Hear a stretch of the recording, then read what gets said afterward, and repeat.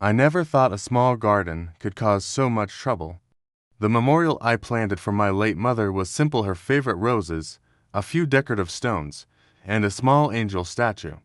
It was nothing fancy, just a quiet spot in my front yard where I could feel connected to her.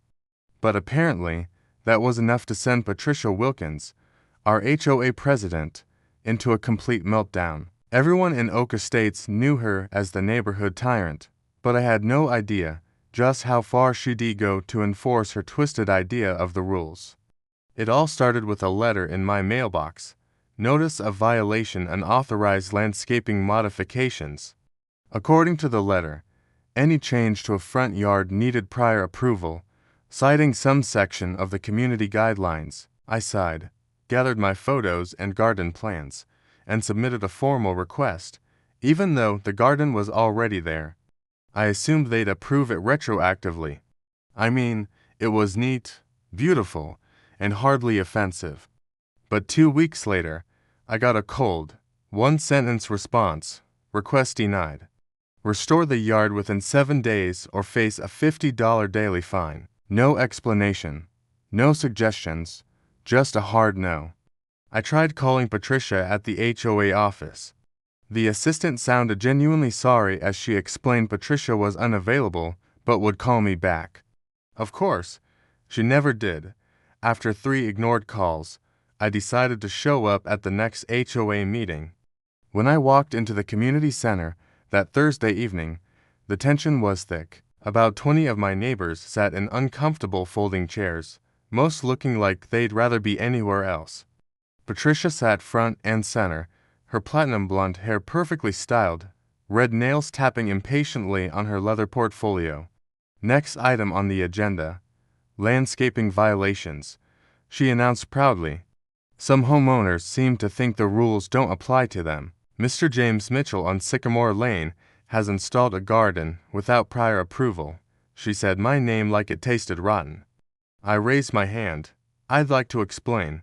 The garden is a memorial for my mother, who passed away last month. It's small, well-kept, and several neighbors have even complimented it. Patricia narrowed her eyes.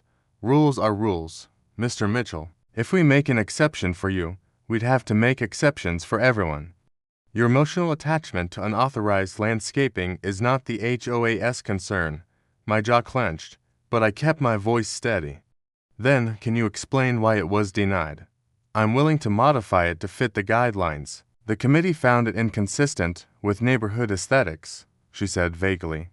And the statue exceeds our height limits. The angel statue is 15 inches. I replied, pulling out my copy of the handbook I'd already studied. The guidelines allow up to 24. Patricia's face flushed. She hadn't expected me to know the rules better than she did. The committee's decision is final, she snapped. If you want to appeal, you may submit another application with a $100 review fee.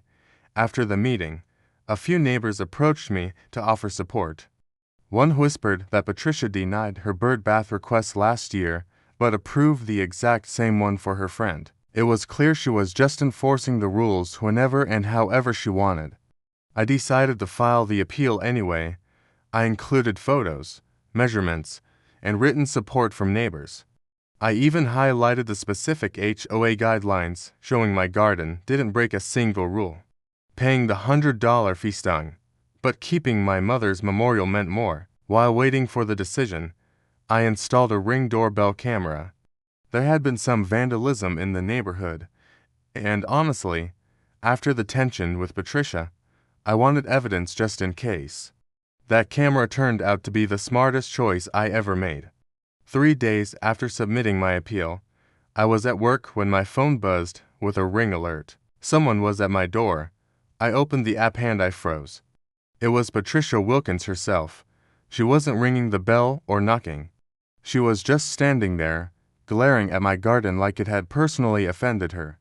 Then, right in front of my camera, she put on gardening gloves, pulled pruning shears out of her oversized purse, and began cutting down my mother's roses. One by one, slowly, deliberately, she trimmed every single bloom down to a stub.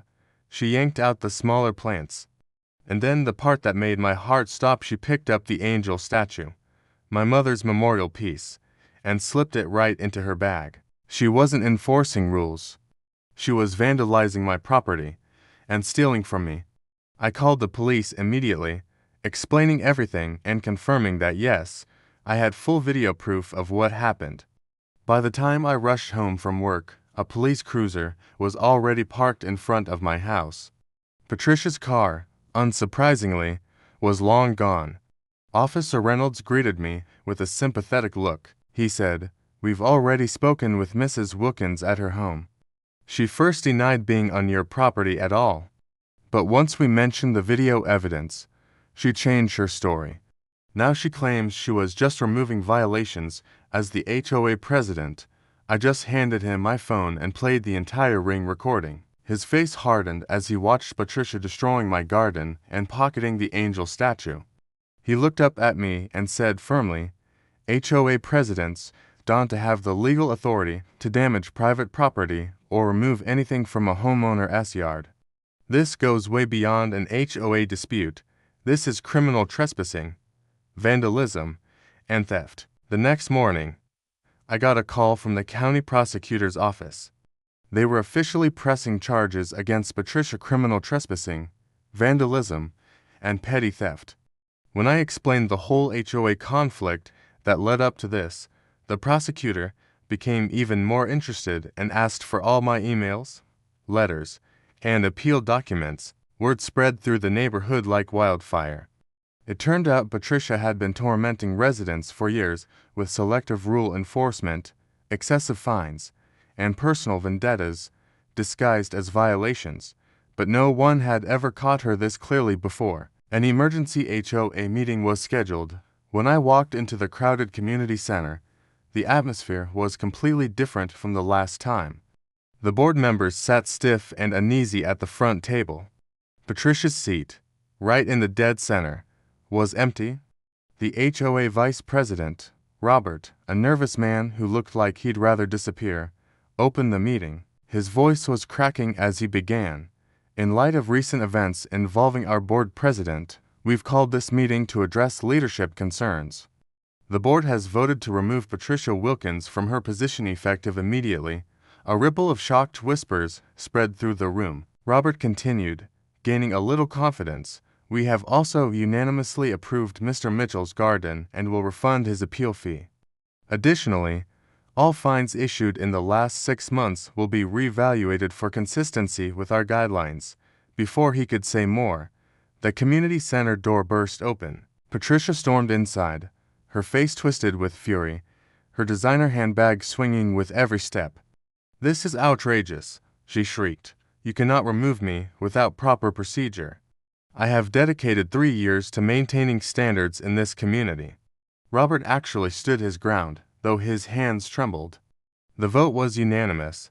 "Patricia, your actions put the HOA at serious legal risk. The video evidence is undeniable. It was my duty to enforce violations," she snapped, her voice rising into a sharp, almost hysterical pitch. "By destroying private property and stealing." Robert replied, suddenly sounding much braver. "That's not enforcing rules, it's a crime.